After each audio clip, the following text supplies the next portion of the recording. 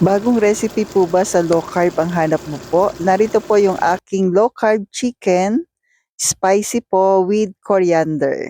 Ano ba si coriander po? Yan. Ito po ay galing mismo sa cilantro.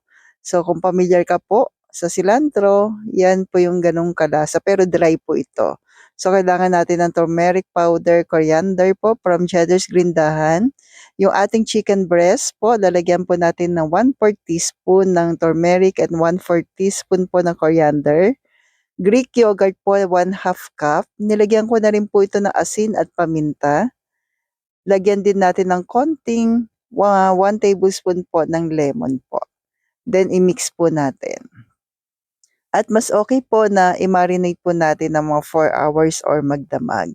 And please don't forget to like and follow po para updated tayo sa ating mga low carb meal idea, low carb kaalaman natin everyday. Thank you po and God bless. So nagisa na po tayo ng sibuyas at bawang po. Then chili po at luya.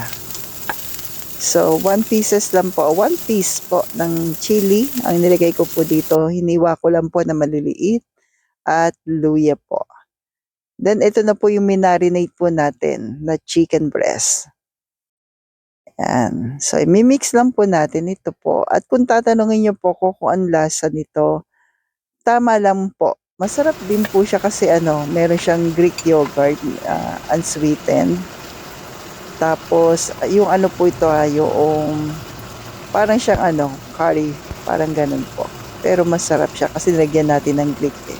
So naglagay na po ako ng butter. Yan, nag-add tayo ng butter po dito, tsaka po yung lemon. 1 tablespoon po ulit. So sa Greek yogurt, kayo na pong bahala. Lagay ko na lamang po sa comment section.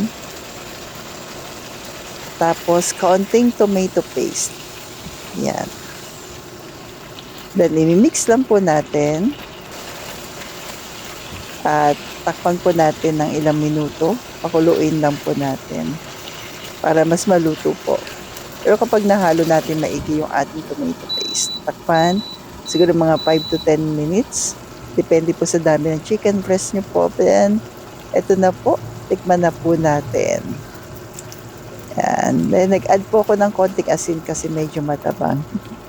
Hindi ko pala nalagyan ng asin. Sabay gano'n. Kaya pala matabang. So, ayan na po. Kung umabot ka po sa part na ito, okay po bang pa-comment naman po kung tiga saan ka po para alam ko lang po kung saan naabot yung aking video. So, try mo na po ka low carbs. Stay healthy, stay low carb po, and God bless po sa ating lahat.